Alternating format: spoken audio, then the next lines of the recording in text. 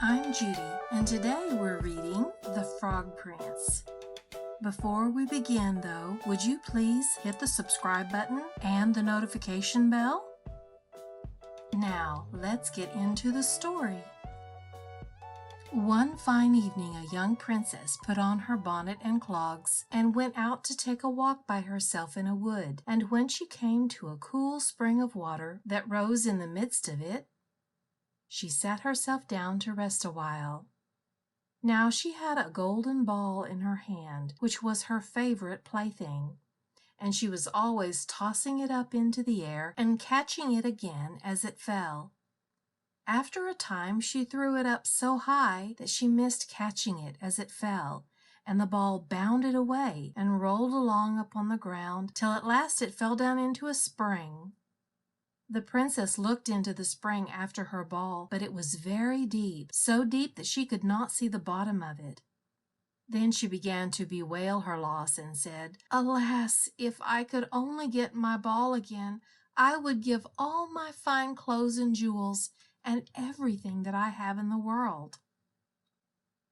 Whilst she was speaking, a frog put its head out of the water and said, "Princess, why do you weep so bitterly?" "Alas," said she, "what can you do for me, you nasty frog? My golden ball has fallen into the spring." The frog said, "I want not your pearls and jewels and fine clothes, but if you will love me and let me live with you and eat from off your golden plate and sleep upon your bed, I will bring you your ball again." "What nonsense," thought the princess. "This silly frog is talking.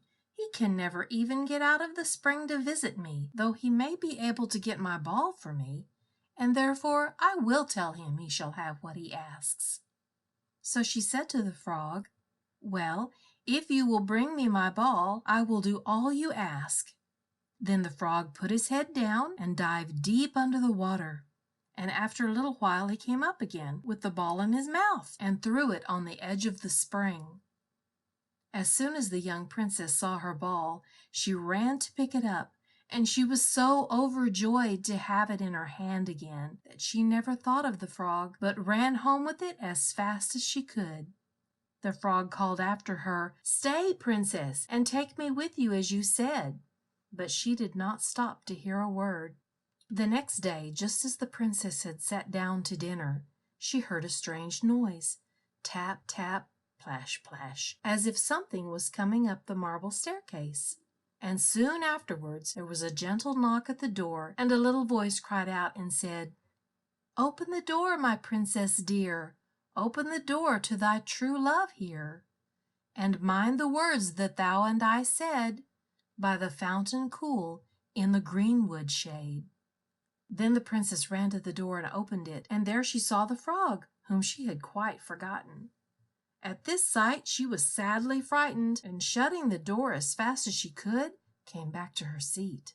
The king, her father, seeing that something had frightened her, asked her what was the matter. "There is a nasty frog," said she, "at the door, that lifted my ball for me out of the spring this morning. I told him that he should live with me here, thinking that he could never get out of the spring, but there he is at the door, and he wants to come in."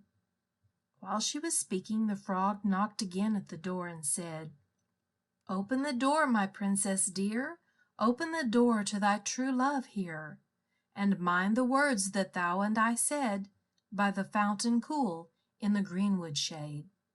Then the king said to the young princess, "As you have given your word, you must keep it, so go and let him in." She did so, and the frog hopped into the room, and then straight on, tap, tap, plash, plash, from the bottom of the room to the top, till he came up close to the table where the princess sat.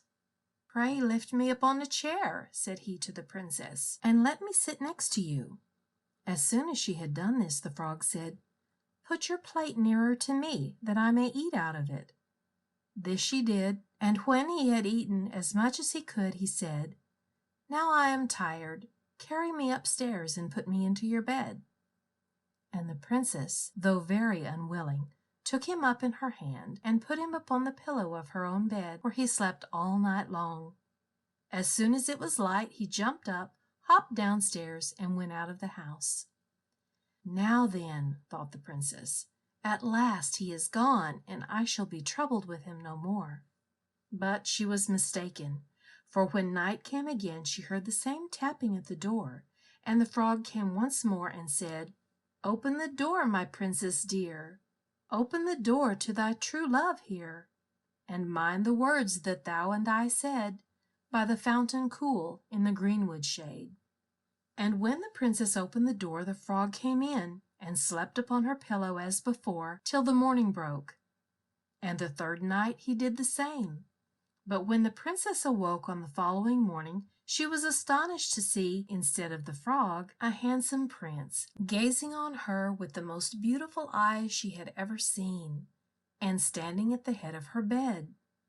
He told her that he had been enchanted by a spiteful fairy who had changed him into a frog, and that he had been fated so to abide till some princess should take him out of the spring and let him eat from her plate and sleep upon her bed for 3 nights.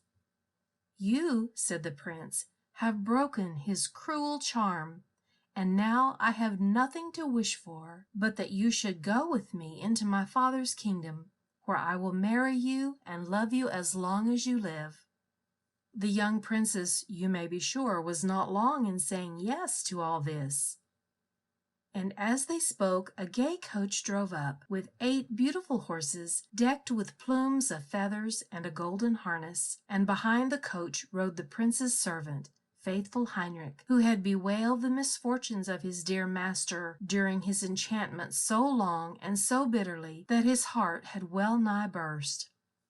They then took leave of the king and got into the coach with 8 horses, and all set out, full of joy and merriment, for the prince's kingdom, which they reached safely, and there they lived happily a great many years. Thank you for joining me. If you'd like, please leave a comment, a suggestion, or a request. Until next time.